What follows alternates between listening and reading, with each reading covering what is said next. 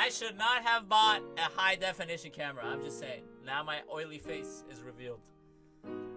My face is dry. I have to put extra oil in there. Where's Lancey? There we go. Call in. Call in, Lancey.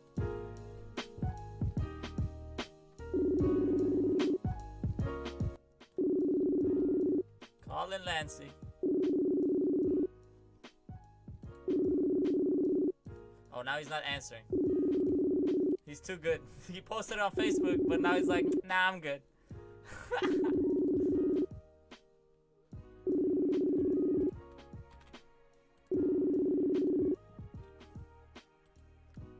Hey, yo. Ali, What up? what's happening? Not much, man. How are you doing, man? Good. Good to hear your voice. I'm good to hear your voice too, man. I'm sure you're enjoying your time in the quarantine. Yes. So much. So much. I'm sure with your live stream, you got millions and millions of followers already, right? If not billions. Billions. The whole world is watching Lancey right now. I'm under a lot of pressure right now. Oh, I know. It's crazy, bro. Crazy. First question, how are you? How you feeling? Like, how's everything? Today, I feel a little cooped up, but I try to keep in mind that it could be worse. You know, I try to count my blessings. You know what helps? Opening a window and sticking your head out just so you can feel air. Like, this is how it feels. Yes. Yeah. I do have a little patio area, so I might take a walk to that later on tonight. Yeah, if you walk around it 200 times, that's like a mile.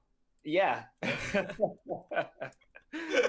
Oh, man. What about you? How are you feeling? I'm doing all right, man. I'm doing all right. Things are a little tense in my house, too. Everybody's cooped up. Everybody's feeling the pressure. I live with two other people, my cousin and our roommate. So, you know, it's hard. You know, it's hard when everybody feels the stress, but everybody copes with it different ways. So, right. You know, we all got to get on the same page and make sure we're looking out for each other. But sometimes we lose sight of that. You know, we get selfish. Sometimes you're like, fuck these guys. They're about to get me sick. You know, so that's why I envy you living with your girlfriend. So, you know, you gotta deal with that. Well, it's nice. It's nice to live with somebody that you love. So yeah, you know, that's like, if I die, I'm gonna kill you too, and you can't say shit. Right. But if you kill one of your roommates, that's okay. But if you kill your girlfriend, then you're out of a relationship and a roommate. That's true. That's true. How's your live streams going? I didn't catch the one last night, but I caught the two other ones. They're going great right now. It's neat to have people from, most of the people I think that are watching are a lot of people from my past, you know, back in the Memphis area, and a lot of people from the Chicago scene that have moved away, and so a lot of people that aren't actually in Chicago, but I know them intimately. Yeah. So I feel like it's a nice, like, virtual hang, you know. So I feel like they feel the same way too. Do you feel like you're getting reconnected in a way that you never did before? Exactly. Yeah, definitely. I feel the same way when people pop in the live streams and they just pop in the chat and they're like, "Hey, what's up?" I'm like, "Oh my god, I haven't even talked to you, but you popped it in." Like, you know, it's crazy. You know, it's a crazy world we're living in. Yeah, I mean, that's another blessing I was thinking about the other day, and I'm sure it's crossed a lot of people's minds right now, is that we live in a era where we can actually function somewhat from the house, even if we're not working. We can do something. You know, we've got endless movies if you have internet at home. You know. Yeah. And I'm even prepared for that. I got endless movies on DVD. Yes. At my crib. Like, I'm not playing around. I got like video games on CD just in case things go offline. Like, I'm ready. Yeah, you got PlayStation 1 video games. Yeah. 2. Not even that. I'll even bust out my record player. Like, if things get that desperate, like, you know, we're prepared for this, you know? So just right now, it's very, I guess, you have to have electricity. Yeah. But Have you seen people in Italy? They don't even need that. They just sing out the windows. I saw though that somebody put a Facebook tag to the Chicago News that they're having a singing out your window tonight is supposed to be like a singing. Everybody's supposed to get out and sing tonight. That's gonna be hard to coordinate. Like, I come in the first verse, but people are already on the second verse. That's not gonna work. I've been into this at church before. I've been to church, but I don't sing. Like, I get shy. Have you been to St. James's Church? No, I haven't. Oh my God, you gotta go. His family is like down to sing. Like, as like 20 minutes in, they bust out the songs. I'm like, whoa, not ready for that. Give me a warning. I know. I've been to Catholic churches before, but Catholic churches are just like, let's say our prayers and just chill and maybe sing a little song and then get out of here. And then, so I'm used to that. So in my perspective, that's all church. All churches are like that. And then I go to St. James's Church and it's 2.5 hours, and for 2 hours you're singing and dancing and clapping. I'm like, this is a club. Like, we hanging out at the club. Yeah, I've got to stretch and get ready for this. Yeah. Oh my God, I was sweating by the end of it, and they give you food after. Oh my God, it was delicious. Oh my God, that's great. So when are we going live? We're live right now. Already killing it. I like to just go immediately live. Sometimes I call people beforehand, but usually you just go live. Yeah, especially when you're dealing with a professional like me. Yeah, of course. Busting it up. Plus, you've been getting practice. I can't believe you go live for like 5 to 8 hours. Like, yeah, it's crazy. It's strange. I know you've been doing some podcasts and but it's like 2.5 hours at the most. I get tired. Yeah. Well, you call people too, right? Yeah, but it's just one-off. So I call someone, and it's just the whole podcast is just that person. So that's like, okay. And I'm trying to release the audios of these on Spotify because my podcast is already on Spotify, but I'm not really updating it that much, and I feel bad. So I want to release these episodes as maybe like once a week things so that my Spotify audience and like my podcast audience are satisfied. Yeah, that's great. Yeah, all two of them. Right. Listen to this. I'm sorry to interrupt you. Listen to this. My podcast is called Radio 1, and the majority of my listeners are British people who talk to their Alexas asking them to play Radio 1. Because there's a BBC Radio 1, and the Alexa gets confused and plays my podcast sometimes. I just posted on there that it's Ali Anabastani. Catch me on his Radio 1 show. I left my link right underneath that in the comments. Just so you did? Just so people can. If you can go on Facebook and just share the live stream, that would work out too while we're live. Yeah, I'm gonna do that right now as we're talking. Yeah. While we're talking about live streams, do you feel like? Let's talk about the first one you did. Was that your first ever live stream? The one you were on stage and just telling jokes? Yes. That was your first ever. How did you start? Like, I know the quarantine kind of pushed that like mindset, but what made you go, all right, fuck it, I'm doing it? You're exactly right. It was the quarantine and like the also the hunger to try to make a makeshift replacement for stand-up. Which I knew that it was kind of a spur of the moment thing, actually. I could tell because the way you arranged the seats, the way everything was set up, I'm like, this is something that so perfect, but it's like, it feels like one of those projects where everything just came together in the last minute, Right. And so my girlfriend and I, we got a new dining room table kind of, and it was just for a week. We had it sitting in the living room. Yeah. And then so we were kind of doing a little cleaning since we were cooped up. We were like, yeah, let's move this here, let's move this here. And then we have several, as you saw, we have several chairs. Yep. Sitting around. All different, by the way. I'm like, what the fuck We're about diversity. Yep, here yep. I feel that. So I arranged those, and I was like, oh man, that's funny that it looks like, this would be a cool place to have a little show. And and you've done living room shows, by the way. I have done them, never here though. Yeah. So the table that we moved, that was actually going to be our dining room table, we took the legs off of it, and I was like, this would be a perfect stage. It all kind of just happened right then. And I had Brendan Lemon, shout out Brendan Lemon. I have his PA system. Yep. I know, because we used it for Young Hustle a couple of times. I know exactly. Yes. I'm sitting here. I'm looking at it right now. Yeah, he's gotta save it for a museum or something, because everybody who touches that PA is gonna be famous. I'm telling you.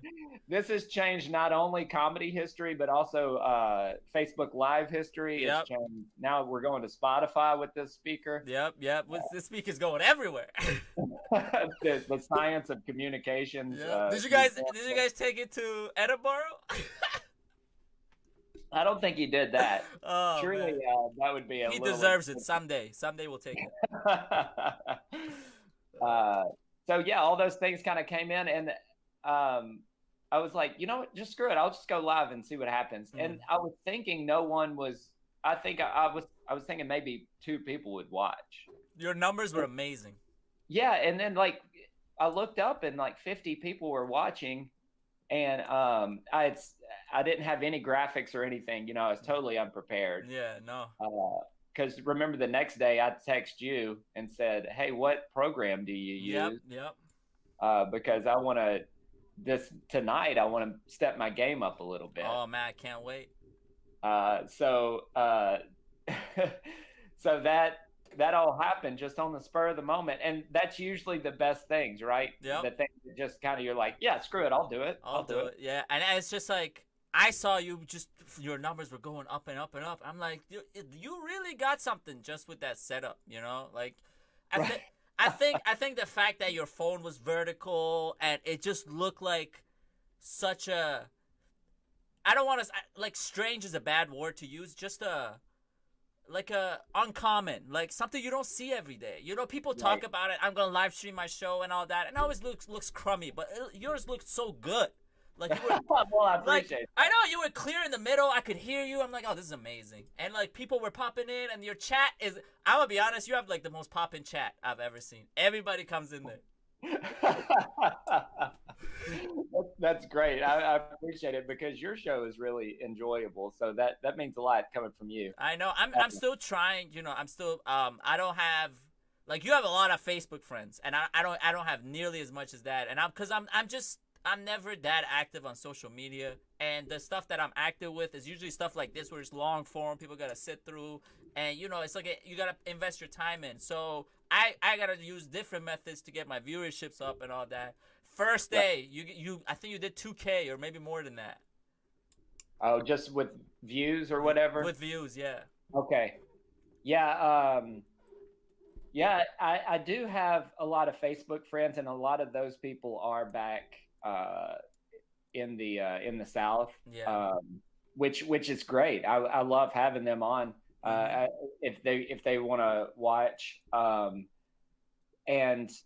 But if you look at my other social media platforms, it's absolutely dismal. I think Instagram, I have maybe 1,000 people. Yeah. But Twitter, oh my goodness. Oh, Twitter is a wasteland for me. I don't know how to use Twitter. I mean, I might be Twitter illiterate. Yeah. Twilliterate. That was a good one. That was a great one. Do you feel like now you're doing this live stream is pushing your creative boundaries? Not right now. I still feel like I'm kind of getting used to it, and it's kind of like, because the first night I did 2 hours, but I didn't take any call-ins. So the next couple of nights I did 6 hours because I was taking call-ins. Yep. And I There we go. We're live. I'm sorry, guys. We're back live.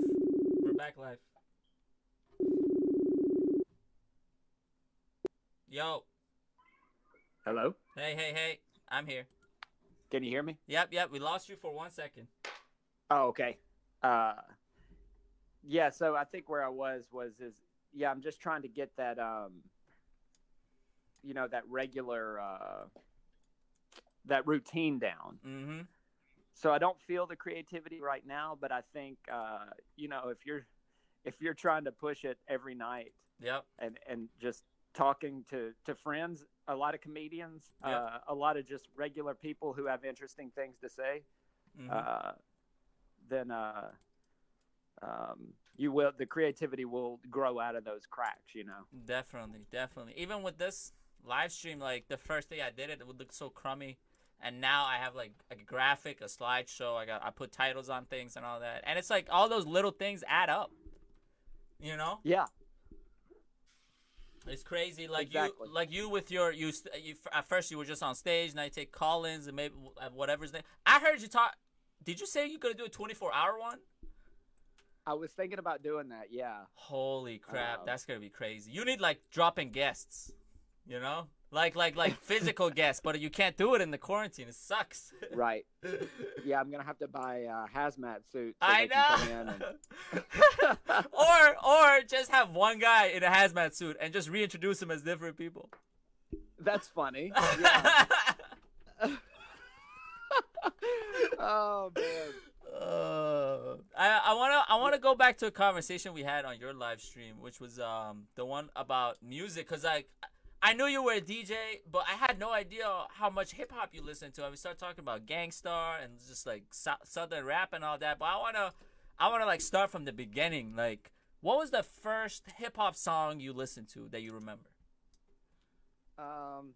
Well, I remember back in the day there was a boom of like in the early 90s, which I'm dating myself. I'm 37, so I remember when Vanilla Ice came out. Yeah. And I remember when that same year, I think it was like the same time period where MC Hammer and so commercial rap, pretty much. Yes.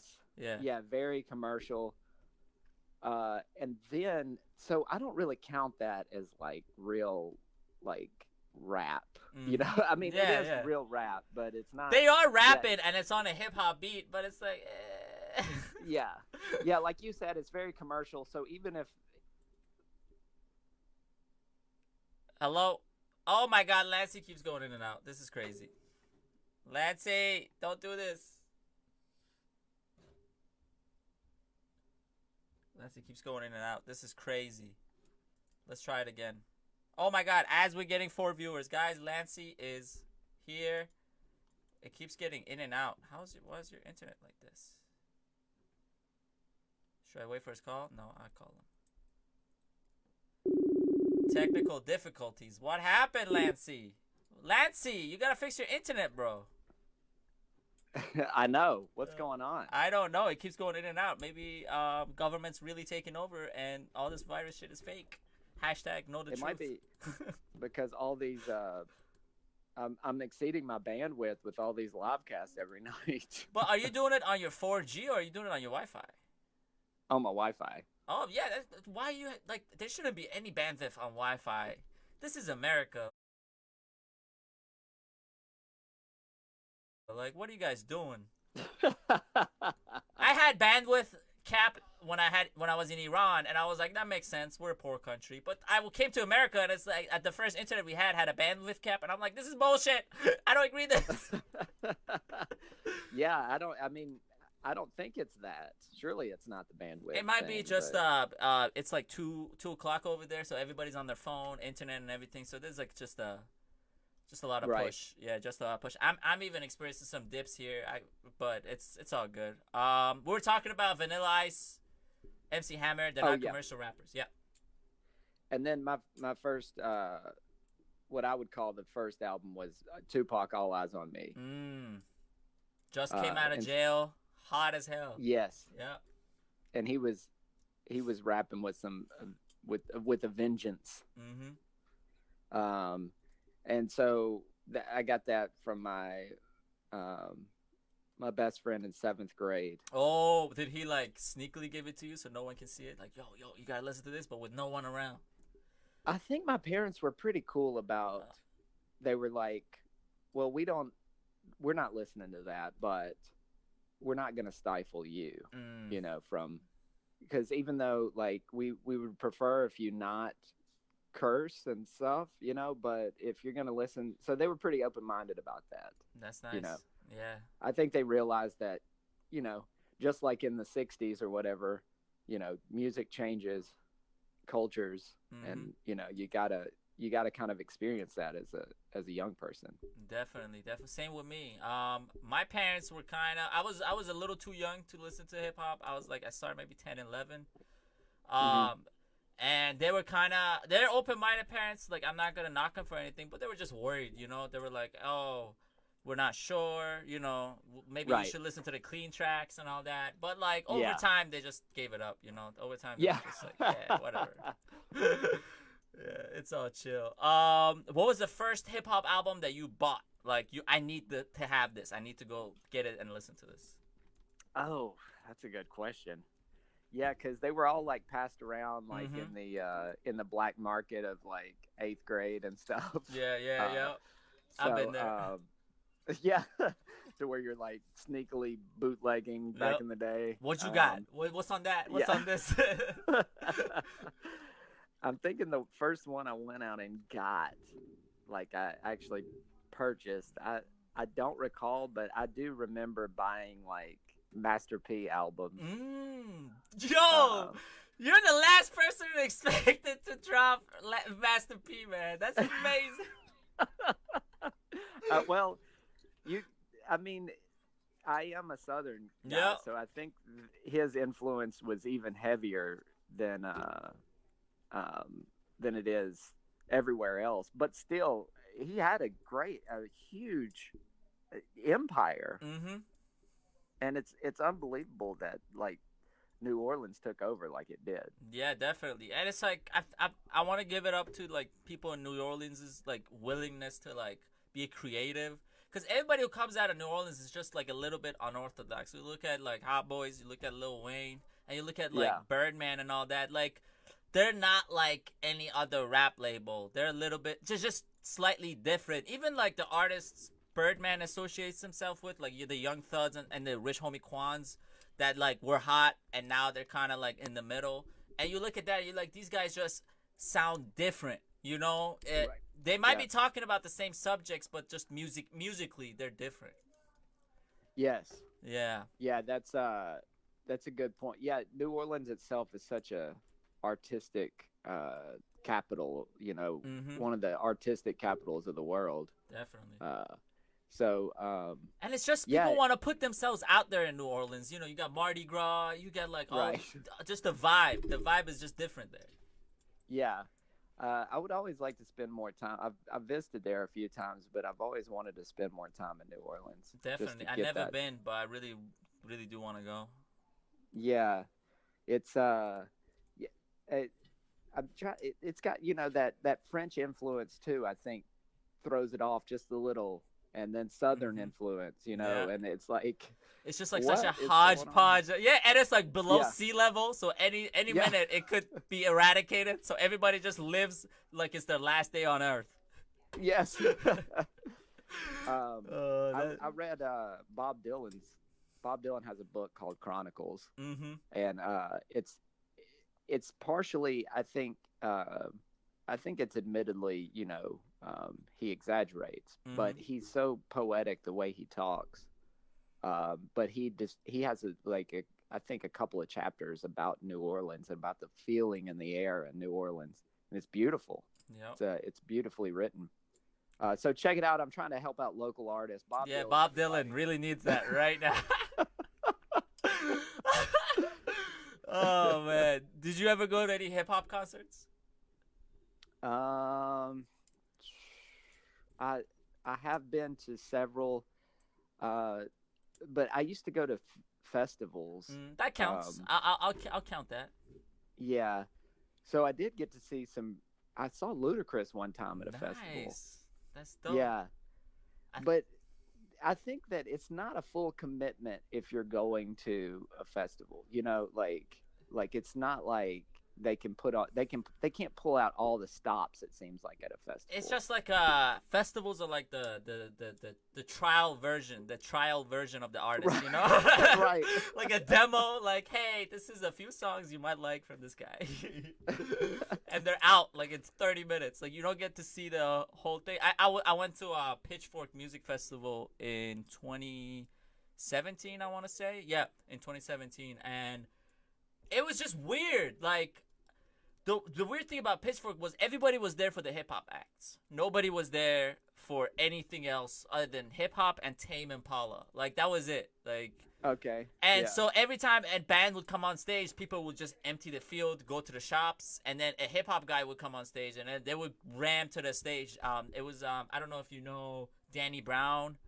He was there, and he tore it up, and there was this kid, Vince Staples. He was there too, and people would like rush into the stage to see them, and I'm like, I was so surprised that like, for a festival that had a lot of alternative indie bands, the only thing people wanted to see was just hip hop. Like that was it. Yeah, it was amazing. They had this other girl, she was on the XXL cover, and people even rushed to her stage, and she was a new artist. Like she had like 2 hot songs, but people just wanted to turn up and dance, and that made me realize how influential hip hop is in everybody's heads. Yeah. Especially nowadays. I feel like for a long time hip hop had that reputation that it wasn't good live, like rock is, you know. But I guess they've exceeded that. It's hard for me, man. I feel like such an old man because all the music I listen to now is, you know, it's older. I feel the same way because like the music I listen to is older to the kids. Like I bust out something from 2010, and that's 10 years ago. Yeah, that's crazy. And I'm like, yo, this is an instant classic. Like this is a classic. They're like, this is just old. You know, kids just call it old. There's a kid. He's my neighbor, and with this quarantine going on, schools are shut down. I don't even know if he's like sophomore year high school, junior year, but he busted out a speaker and he was freestyling outside. So I went outside just to talk to him and see what he's about. And all the beats he listened to were like new beats. The way he rapped was just fresh and new. And I'm like, if I busted out beats for this kid, he would be like, man, get the fuck out of here with that shit. Like, right. Like I would just get dissed. But still, we can't discredit it, you know? It's still good. Oh, yeah. It's still great. I even listen to a lot of older stuff. I got into a lot of Wu-Tang. Do you fuck with New York boom bap stuff? I mean, you do. Yeah, Gangstar. We talked about that. But what about Wu-Tang? Right. You like the Wu-Tang Clan? Yeah, I did like him. I feel like, you know, you kind of go in. I do this with like restaurants and stuff. Like I'll go to a restaurant. I'll go to the same restaurant every day for like 6 months. I'll get the exact same thing every day. And then this is how I am with music too. I'll just all of a sudden I'll go through like a Wu-Tang Clan era in my life.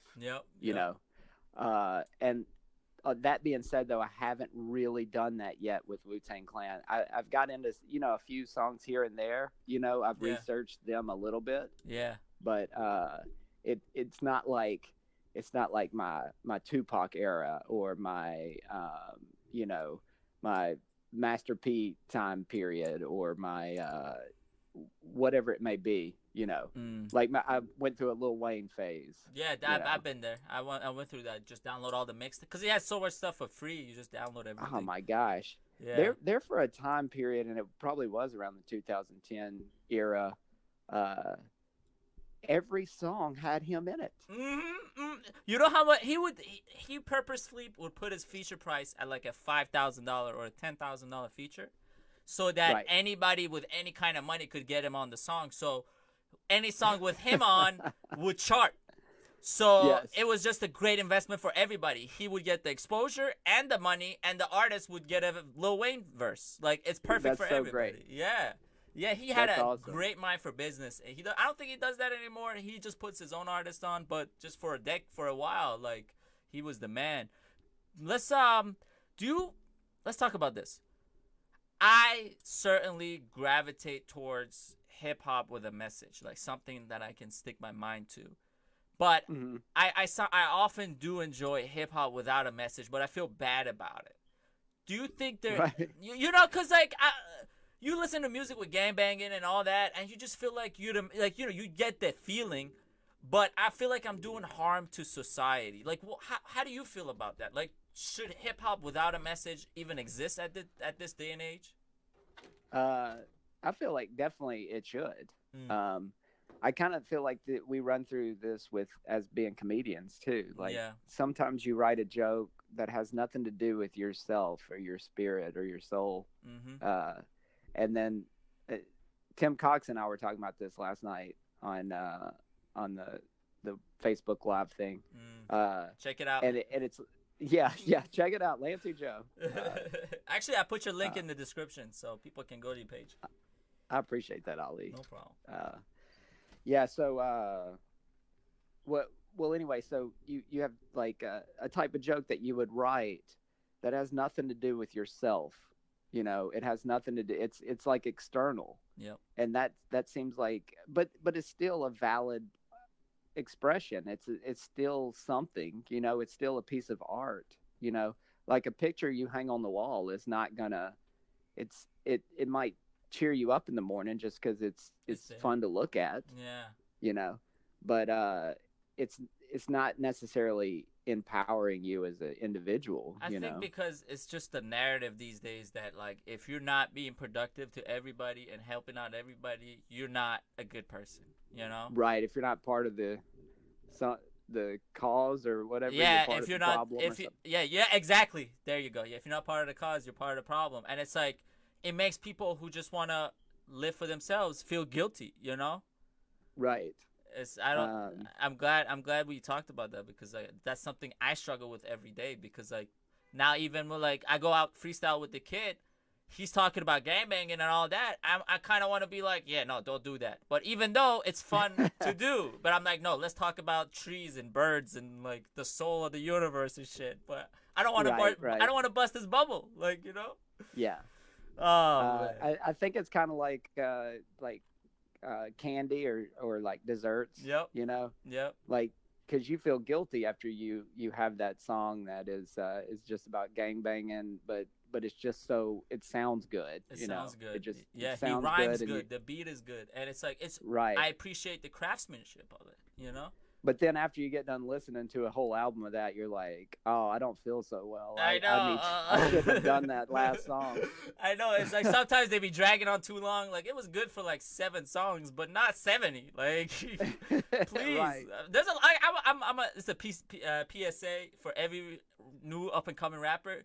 Stop filling up your mixtapes with bullshit. Like I ain't listening to a 20-song mixtape. Like it's over. Well, I think from an artistic point of view, you know, like I'm a big Andy Warhol fan. Mm-hmm. And he said a quote, and I'm paraphrasing here, so don't it's not the exact quote, but it's something like, you know, if you are a mixtape artist, just put out everything you can. Put out just produce. It doesn't matter what it is. Yeah. And I'm pretty sure Bob Dylan went by that too. Yeah, definitely. Because he's got like 70 albums, you know. That's still coming out. I think 70 more. Yeah. It's coming out. Yeah. Same with Prince. Prince, rest in peace. He has like 200 albums in the vault. Like. Right. But he doesn't put them out, but he made them. You know, they were about to be put out. So it's weird. And Andy Warhol said, while they're trying to decide whether this is good or not, then you're making more art. So that's how I think that's how you have to stay ahead of the game, is just keep producing, keep making stuff. And the people who don't like it, they can skip it. You know, if I don't feel like it, right. I'll just skip it. You know, not for me. I'm just a little cynic, you know, because I feel like everything revolves around me. So. Oh, trust me, I'm right there with you because I'm an only child, and you have some siblings, right? I have a sister. Yep. Okay. But I'm the only boy, so it's like, you know, I still get that treatment, you know. Right. Yeah. So oftentimes I'm like, man, I'm so spoiled, and I only think of myself. And then I listen to some gangster rap, and I'm like, never mind. Never mind. How do you feel about comedy hip hop? People like Lil Dicky and stuff like that. I don't hate it, but it's not something that I would put like in my proteins category where I just absolutely need it to live. You know, even when they like, you know, they go out and they freestyle, they bust like the best freestyle and all that. You know. I saw something on YouTube or Facebook or something where he did. I mean, it was an impressive. Yeah, he's freestyle. good. Yeah, he's good at freestyle. I just don't buy it. You know, I'm like, he's so funny. Not even rapping. He's just a funny dude. Yeah. You know, he has a show, Dave, on FX, and I saw a trailer for it, and I genuinely enjoyed it. And it's what don't you buy about it? Is it you don't think it's really freestyle? No. I mean, it's not really freestyle because it's obviously written, and you know, yes. you can see, like it's not a free freestyle, and I'm more in of a like you can do it written on radio, like that's okay with me, and you know that I'm not it's not about it's just like. I feel like, you know, I feel it feels like I hate to use the word corny, but I feel like he can do so much more than just rapping. Right. And, you know, and I feel like his creative boundaries can, like, I feel like he has more in his pocket than just rapping. And he really wants to make it as a legitimate rapper. But I'm just, you know, as a fan, I'm a fan of him. And as a fan, I'm like, you know, your songs are funny and legitimate, but at the same time, nobody's going to take you serious because you're just a comedy rapper, you know? Right. Yeah. I'm sure that's what Donald Glover ran into a lot. Yeah, at first, he wasn't even rapping funny. He was just a comedian who was rapping, you know? Yeah. He wasn't like, his songs didn't have like jokey punchlines or like jokey premises. Like Lil Dicky had that song with Chris Brown where they just switched places. And, you know, people were banging it and all that, but they were only playing it for that hook. You know, they weren't really playing it because, like, it was, like, an amazing Lil Dicky verse or anything like that. And I felt bad for Lil Dicky because his song blew up, but it wasn't for him. And, you know, it's kind of... It's weird because you appreciate the comedy, but you don't appreciate the hip-hop of it. Right. So you just don't think... You don't think he has a good... his catalog is just you know? His, like, you know, it's just... I wish if he would just, like... try to change his image to just being a straight rapper, and I would feel like that would do a lot for him. Like, you know, drop a song that's like super serious and like addressing all the hate to him, and you know, turn it around and without any like funny punchlines, like with legitimate hip hop punchlines that he does in freestyles. You know? Okay, yeah. You think his soul is kind of hiding behind the comedy? Yeah, comedy. He's like hiding behind his comedy because I feel like he's a good legitimate rapper, but. Yeah, he's tries to be funny way too many times. Okay, yeah, I'm gonna have to get more familiar with him. I've only seen, I think I've heard a few things here and there, but he has a lot of funny songs on YouTube, like music videos and all that, and they're legitimately hilarious. Like, you know, like Weird Al levels. Like Weird Al does like parodies, but they're still hilarious. And Lil Dicky's songs are original and hilarious, which is like amazing. Wow. Yeah. Yeah. I'll send you some links later. Do you play any instruments? I can play guitar, but I'm not like a virtuoso or anything. I've just been when I graduated high school, I got a guitar and like just played around, and so I can play chords and stuff. I know a few scales, but nothing crazy. But I can play it. That's what's up. Do you what kind of songs you know how to play? Let's see, Wonderwall. Oh, I love it. Yes, actually, I was trying to learn that on guitar. It's so easy, you know. Yes. So easy. Can you can play guitar? Just a little bit. I like worse than you. Like, maybe 2 chords. That's it. Okay. I know how to do that, but. It's yeah, so I hit it pretty hard there for a few years, and I took lessons and stuff, but it wasn't like I never took it like I do comedy where I'm like every night I'm going out, you know, doing this, doing that. It was just kind of more of an advanced hobby, I would say. Definitely. And it's just different, you know. Maybe with comedy for both of us, it's just like a bug, you know. It's like you feel like it's just like. I don't think I have a healthy relationship with comedy because I have to do something every day or I'll go crazy, you know? Right. And but with guitar, I was just like, hey, how about I don't play ever again, and I'm fine with it, you know?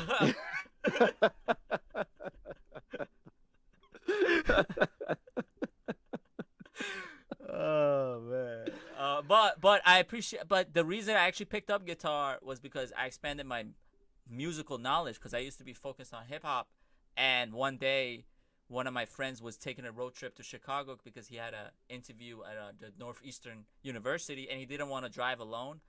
And I was 16 at the time. I couldn't drive, but he just wanted like a companion in the car. So I said, "Oh, I'll go with you." And me and him were in the car, and I just my iPod was full of AC/DC, Guns N' Roses, Beatles, Queen, David Bowie, and all that type of music. So right. That's how I got introduced to like rock and like that type of music, and it's just like it changed my whole perspective, you know? Wow. Yeah. That's great. Yeah. Do you like any of those people? Yeah.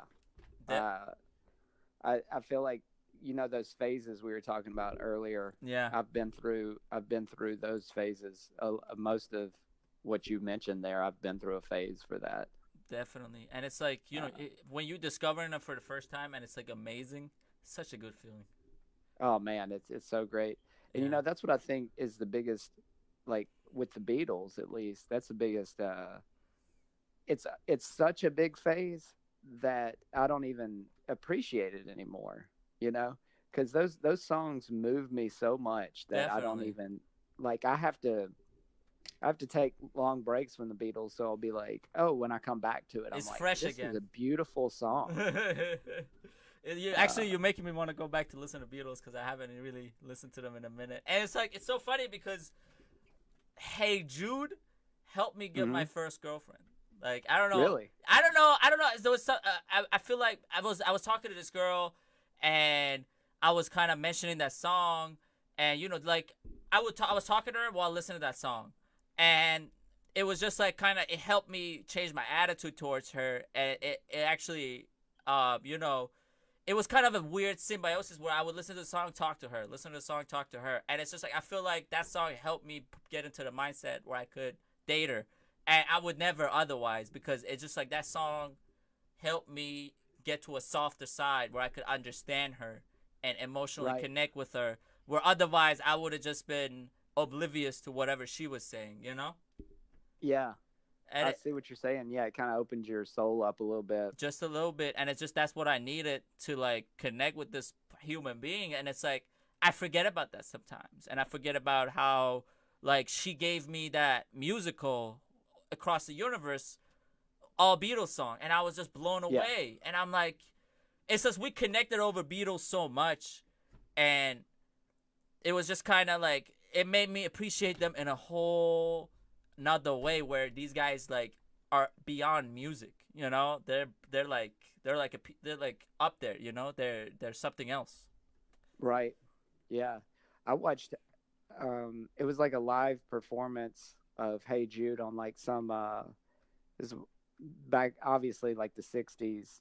It's on YouTube, and they play it live, and they're kind of like at the beginning of the video they're kind of messing around, and then and then when the song starts, like Paul McCartney gets a serious look on his face, and then he hits it, and it's just like, oh my, like my girlfriend and I watched that maybe a couple of months ago, and I was tearing up just watching this, and I'm like, man, this song is powerful. Amazing. And it's like they have that impact on you, and at first you don't notice it, but like over time, you know, you feel the change, and over time you feel like they really touch something. And I appreciate other artists who like do the same to me, because I wouldn't just give it to the Beatles. Like Metallica definitely helped me, you know, understand a piece of myself better, because like their songs all about doom and gloom and crawling out of the hole and like overcoming all this, you know, problems you got, and you know, being in the darkness and like finding the light. It's just crazy stuff like that. And like, it just gives you knowledge, but it's not knowledge like you read a book, you know? It's something different. and I still can't figure it out yet, but I have it in me. Yeah, it's like some sort of perspective. Yeah. Of something else. Yeah. And that actually leads us to my next question, which is another genre where I recently, like over the last year, connected with, is country music. Oh yeah. And you're from the South, so that's like the hub of right. country music. Were you exposed to it at an early age? Not as much as a lot of my peers were in the South. Like my mom, like when she was driving me around as a kid, she listened to like a lot of just like contemporary rock. Yep. So, but like I said, I think they encourage my music. Like if I wanted to listen to something different, they would encourage that. I remember my mom getting me Beatles CDs and whatever CDs just to be like, okay, listen to this. This will be good. And but as far as country, I feel like my first friend that really introduced me to country, that was really, he liked, my friend Chris Tapper had a Garth Brooks CD, and that's kind of like polished country. Yeah.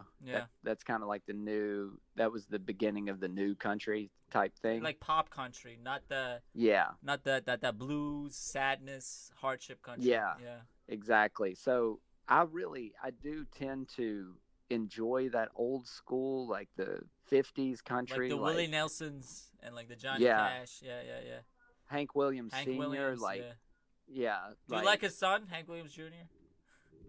Some of his songs are pretty catchy, but I haven't really gotten into that as much as I did. His dad is just that old timey, like you said, like blues sound. You can feel the pain when you hear that. And it's like, it was so funny because I had a friend over and I was playing country music and she's like, wow, like, I grew up with this stuff and you just listening to this for the first time? I'm like, yep. Devil Went Down to Georgia. I'm playing Devil Went Down to Georgia. I'm like, I never heard this song before. And she's like, I heard this song every day for breakfast while my grandmama was playing it. I'm like, what the fuck? Yes. Well, also I DJ'd like karaoke for years. Like, so during the week I would DJ like karaoke shows, and then on the weekends I would do like wedding receptions and stuff. And a lot of those people, they would either sing karaoke or like at their weddings and stuff, they would want a lot of country. So I did get somewhat familiar with it. Of course now I'm back. It's just the same that I am with rap, where I feel like I'm an old man anyway, But so, it's like, I feel like you need to have your feel good songs, and you need to have the songs that are like, I hate, like, I try to do both. I try to keep one ear open to whatever's coming new and one ear for myself, where it's like, these are the songs I will listen to every day forever, Right, yeah. And, like that's my desert island songs. Yeah, definitely. And it's something that I feel like everybody should have, I try to listen to both ways and all that, but you go crazy if you just listen to new stuff. What's new? What's popping? What's new? What's popping? I'm like, can we stop? Can we stop going into the future? I wanna go back. Well, like I remember when I was DJing, and like I stopped DJing in 2015. Yep. But even back then, people would request stuff from YouTube there's no way it's on an album. It got released like 2 days ago. Yeah. Or it got leaked, or leaked songs. Yeah. And they're like, can you play this? Do you have this featuring this? And it's like, I can play it straight off of YouTube, but I don't think that the mainstream group in here is not going to like dance to that. They're not going to party to that yet. I appreciate you being on the front lines of like music research. Yeah. but like I could play a 20-year-old song right now that would, light this place on fire. Definitely. And it's like, that's what you should do, because you're the DJ and you paid for that. Yes. Yeah. And part of me, like, I kind of respect that. Like I said, the people who are out there, like, they're the early adopters of music. Yep. They're out there, like, they're like, some people just have that ear where they're like, oh, have you heard this song? Have you heard this song? And they're the same type of person, that gets the brand new iPhone before it's the cool thing to do, or they get the, you know, whatever the thing may be. It's just a different lifestyle, you know? Right. But also they're not, I feel like those people also are not accepted by the mainstream because they're always one step ahead. They're not understood. Oh, you know? That's true. That's actually such a good point. Never thought about it that way. Just like the people who are, I feel like old school people are more accepted by mainstream because at least the mainstream has heard their stuff It's before. Proven. Another part of it is proven by time. You know, they last this amount of time. And, you know. It's kind of like political stuff. I mean, like conservatives, liberals, you know, conservatives are like the old school people who are like, no, this is the way we've always done it, you know, and the liberals are like, no, we need to try this new thing, you know, like this new policy or whatever that we've never done before. And both sides are right, really, but it's just like trying to navigate that to the mainstream population. Like, what are people going to dance to? That's the politics I'm into. That's the DJ politics. Yeah. Oh man, let's switch the subject. You moved to Chicago. When did you move to Chicago? 2015. 2015. You stopped DJing. You moved to Chicago, and it's 5 years later, 2020. What has the city taught you? Oh man, this is a whole second life.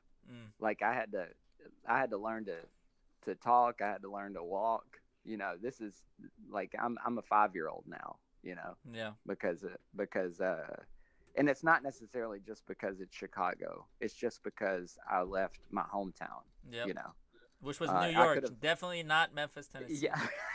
Yes, exactly. As the title says in the graphic. I think the number one thing on that note that the city has taught me is that, you know, no matter what, you know, you will find your way. You know, you're going to find it. It's going to happen. So try not to get too upset about the just try not to get upset. Right. That's one of the main things I learned. It's like don't be upset. Like just do it. Yeah. Because I remember a time where when I first moved to Chicago, I didn't know anybody, and I was like, you know, I'm never gonna have friends like I had back home. I'm never gonna do that. And nothing. I'm not taking anything away, but from the friends I had back home. But I've got friends here that are very close to me. You know, and I've known them less than 5 years. But you connect them with them on a deeper level. Yeah, exactly. Yeah.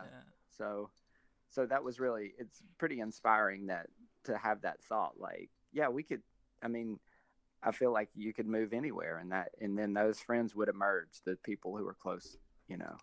And you got to have a good attitude about it. You can't be a negative Nancy and expect the world. Right. And it's something that I struggle with every day, where I try to look at the bright side and I try to stay positive. But there's always that little voice which is like, yeah, man, things are bad. Like, you know, you suck. Like, you know, you got like 100 views. Lancey got 1,000 views. You know, he's 10 times better than you. But at the same time, we're both doing the same thing. You know? Yes, exactly. We can collaborate like this, or I can hate on you. You know? It's either or. Right. What has been like the most memorable moment in the city for you? Like something that you're like, this was an amazing night. You know, this actually happened in St. Louis, but it's been since I moved to Chicago. It was because I moved to Chicago. But I met Chris Rock in Chicago, or in St. Louis. That's amazing. I met him. Yeah. So, and he's my number one all time. That's awesome. So, you know, growing up, I was always like, man, I have some friends who have met famous people. Why can't I ever meet anybody famous? I've never met anybody famous.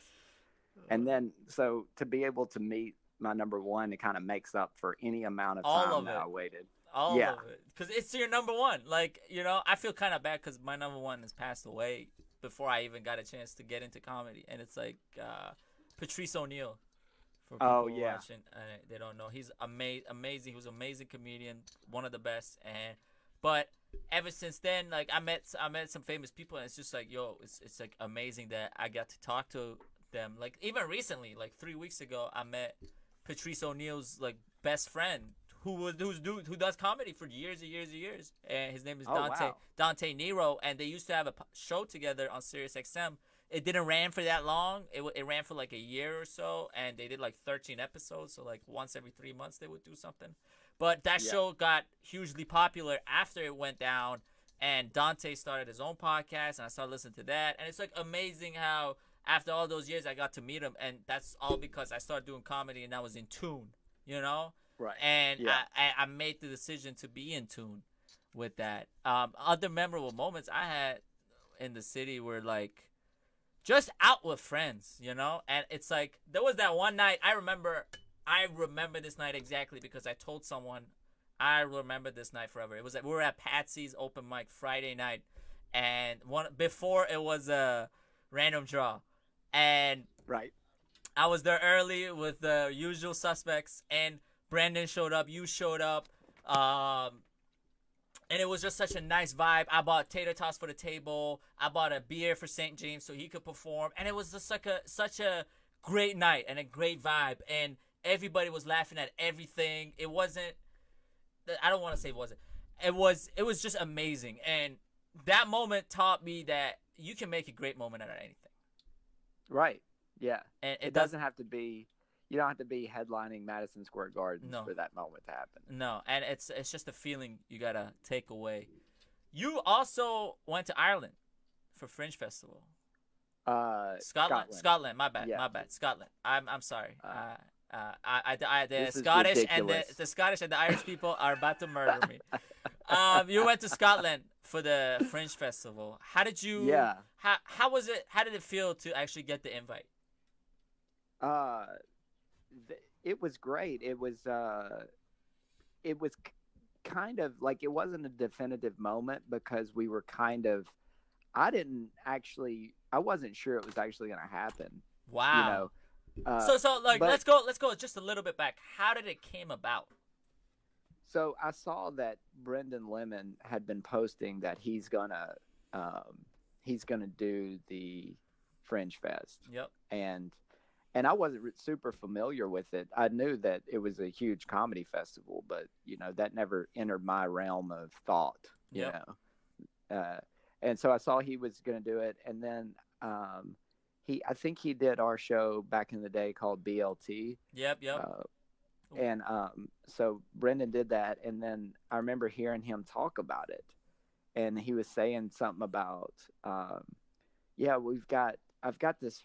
So they greenlit this idea of mine to do this show, but also we've got this other place that we're doing comedy, and I would like to keep doing that so I don't lose my deposit, but also it would be cool to have some other comedians. So I think I sent him a Facebook message that said something along the lines of, hey, if you know, I'll fly over there, you know, I'll do it. I could do it. Yeah.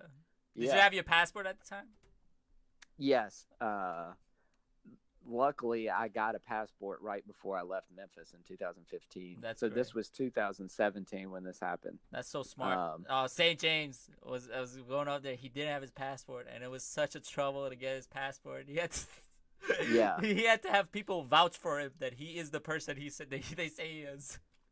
Yeah, it's intense. Even if you have all the stuff, it's hard to do. Yeah. You know, so I can't imagine not having something or trying to rush it. Yeah. It seems like a total bureaucracy. So you send him the message. You say you want to do this. Yeah, and he's like, totally, man. Let me get back to you. And so because he had, you know how, and Brendan Lemon's still this way. Mm-hmm. He's got like 1,000 pokers in the fire. You know, that's a great thing to do. I appreciate it. Yeah. Yeah, he's always hustling and and one of those pokers is like, that's actually something that helped me out.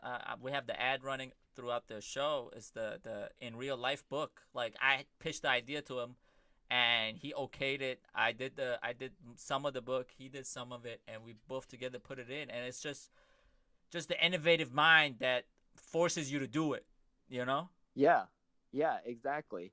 Yeah, he's kind of in that area where I feel like a lot of times, I guess everybody always feels like this. Like, I'm not doing enough for my art right now. I'm not doing enough. Brendan is doing too much for his art right now. It's crazy. It's crazy. And it's like some people are like that, and you can't stop them. Right. Yeah. And yeah, that's just how he's wired. Yeah. And I really appreciate him. Because we've worked on, you and him have worked on project. Him and I have worked on project. Him and I have worked on projects. Because he's kind of the type of person that, like, I've got this weird idea. Who's open-minded enough to take this on, but also the kind of person who's going to stay on task and like actually do things with it. You know, and it's hard to find those people because you've met those people, the wishy-washy types, like I'm gonna do it, hey, whatever. Yeah. And I've probably been guilty of doing it before myself, you know, because like you get on fire for an idea and then you kind of lose that steam after a week or two. But Brendan is the type that stays on it, and like he sends the emails, he hires somebody to create a poster. Yeah, you know, he gets in touch with these people, he makes a Facebook post, all this stuff that is kind of on the outskirts of actual comedy, but he does all that and the comedy. You know, it's really impressive. It's very impressive. So you get it together, get the show together, and you go fly overseas. Well, he emails me back and he says, so what I'm thinking is that with that extra space I've had, so he made some Facebook post that said if anybody's interested, but he already knew I was interested, so he had one of the slots filled. So he was there the entire month. I only went for like a week. Yeah. I was overseas like a week and a half. So yeah, we flew over there, and Adam Bowman, and I went to Paris first because we were like, if we're going over in that direction, I want to see Paris, you know? And so we took the train to London, same thing. Like I'll see London for a day. And then go down there. And then go to Edinburgh for a week, and it was really good. How was your first impression of Scotland? Yeah. Man, all of it was very surreal. You know, it's I don't want to use like hyperbole, but you know, with those, you know, I'd never left the continental U.S. Wow, so, that's kind of mind-blowing, but go ahead. Yeah. It's like, so I look at you and I just assume you're like worldly. I don't know what it is about you, but I'm just like, this guy's been places. So I was, you know, first of all, you know, like I said, I went to Paris first. Yeah. So that, I mean, immediately culture shock. Oh man. Let me ask you this first question. Do things feel smaller outside of US? In a way, yeah. Like the streets are smaller, like the seats are smaller, the plates are smaller, like everything just feels smaller, and I feel weird. Right. Yeah. It does, and it feels in a way more balanced. You know, like in the US, everything is like, if we have a small cell phone, we have the smallest cell phone. Yeah. If we have the big cell phone, we have the biggest cell phone. There's nothing in between, you know? No. Like every American stands on one foot or the other. In Europe, they stand on both feet, you know? Yeah. Or Europe and the UK and Scotland or whatever. I don't know how they're divided up, but I don't want to offend anybody. I know Ali's already offended the Scottish crowd. Yeah, I know. They're coming for me. So yeah, I feel like when I first got to Edinburgh, I'd already gone through that kind of culture shock. Yeah. But man, I think Edinburgh is a different place during that festival because that festival takes the city over. So it was the shock was a little less than it was when I got to Paris. Because they're all comedians there, and you're like, oh, come on. Yeah. It's like, let's get back to the vibe. Right, and nobody's looking at you weird because you're American. Mm-hmm. You know, Mm-hmm. they're not like, oh, you know, because I'm traveling with Bowman. You have to remember that, and he's like Captain America. Yeah, you know? definitely. With that hair and then just that posture, it's like, yo, whoa. and like the way he talks, it's just so like strong. Like it's just, he has a strong personality, and it's like, yo, anything this guy sells, I'm buying. Like oh yeah. Don't get me wrong. It's a great thing to have, but because I'm very cognizant of my Southern accent. So when I'm in a situation, it's so funny. You're already like you are a niche. You have a niche accent in America. So already you go somewhere, people are like, he is from the South, and now you're a Southern man in Scotland. Scottish people are like, whoa.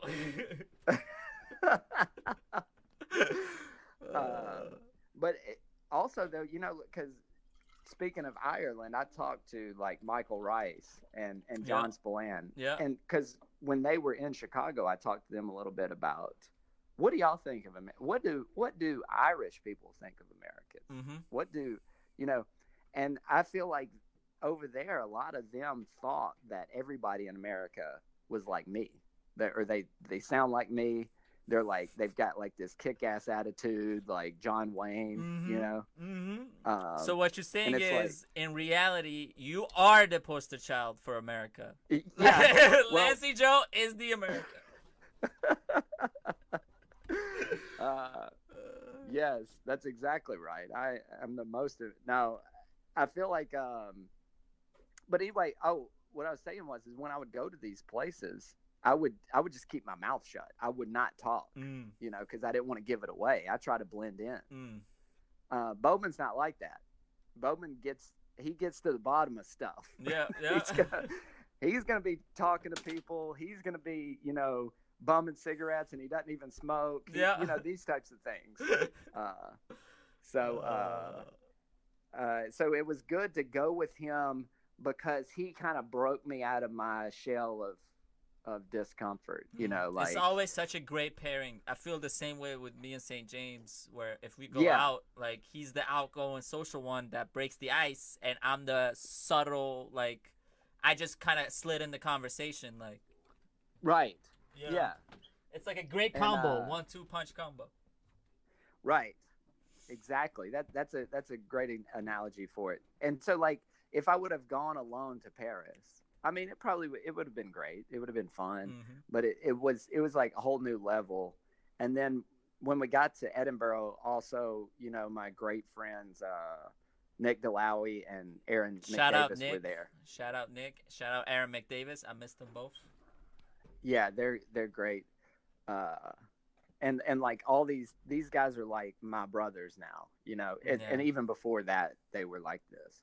So once we got to Edinburgh, it was like this was like an adult amusement park. It was just like we were just doing comedy every night. Yeah. You know, during the day we were just going out. Let's get sleeping in. Let's get a little bit more specific. The festival itself, like, was that the first festival you ever performed in? Yeah. How was it? How did you feel going in there, setting up and performing, and just let's break it down a little bit. How was it?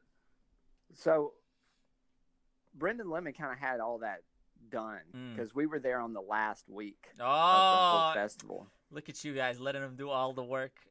Yeah. We're just gonna pop in like a bunch of celebrities, which you are. Yeah.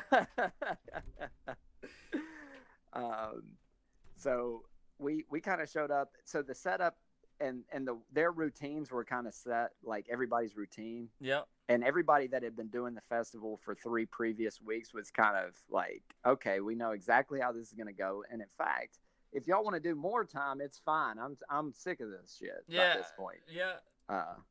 So yeah, we went in, and like the biggest question mark going in was the audience. Like, how are they going to respond to our jokes? Are they going to get any of our references? Like, are these people American? Do they speak fluent English? That was my question. How did you figure out the makeup of the audience, like what percentage was what? Yeah, it seemed like at a lot of our, because the specific show I was doing was called the Chicago Comedy Showcase. Mm-hmm. So people knew that these were American comedians. It's not like we were surprising anybody. Yeah. So the people who wanted to see this, they were at least open-minded enough to be like, okay, I'll see an American comedian. So we had a lot of at the shows. It seemed like most of the people were either they were British, American, or Scottish, like a lot of that. I mean, of course, we had people sprinkled in there from everywhere, all around the world. Yeah, we're gonna. I actually have a question about that, but keep going because we're gonna get there. Yeah, so I felt like, and they've told me since then, like every culture, laughs differently. Yeah. Or they express their happiness with you differently. Like apparently, like a lot of British people won't like out loud be like belly laughing like an American. Because it's kind of like a social faux pas to be just it's rude. Like, it's rude if you laugh loud. Yeah. If you're too happy in Britain, you're a rude person. Yes. You're infringing on their social circle, Like so after you just have to get over that. I mean, and then just be like, you just got to do your thing. You got to try. And I guess that's the number one takeaway from the whole deal is just do your thing. Yeah. And then people will gravitate to you. Definitely. Definitely. And let's get to the comedians. I did comedy in Malaysia, and it was weird because it wasn't just Malaysian-born comics. It was like Australian guy and the American expat and like me, the American tourist. And, it was like it was weird. And there was an Indian guy who just destroyed and murdered with puns. He killed everybody with just regular puns. Yeah, it was crazy to see how this. It was like Rena Com, right? Yeah. Same kind of comedy, same kind like it's like it was weird where it's like he was just controlling the room with puns, and I was like, there's nobody better. like this is the best puns ever will get. Like this is it. Yeah. That's a strange thing to see somebody do that, right? Yeah, and it was weird, but I realized I'm in Malaysia. Like, this is the best comedy they've seen. Like, that's it. Yeah. This is the ceiling for them. And how was it over there with the comedians? Like, what was the makeup of them? There were a lot of, obviously, like, the Fringe Fest being, like, the biggest comedy festival. There were sharks around, obviously. Mm-hmm. Like, there were people who were either have made it or are going to make it soon. Yep. And everybody you looked at was a comedian of some sort, just about. And well, I guess that's not true. There's a lot of just tourists that are like, I'm gonna go watch 7 days of comedy. I kind of I feel jealous because that's like the best thing to do ever. Yes. Oh my gosh. Could you imagine how great that would be? Oh my God. Right now, especially. Oh gosh. Yeah. Can you imagine? Just being outside right now. Oh my God! Let's not tease the audience. All right, let's just reminisce about the times where we could go out. Oh, that's over.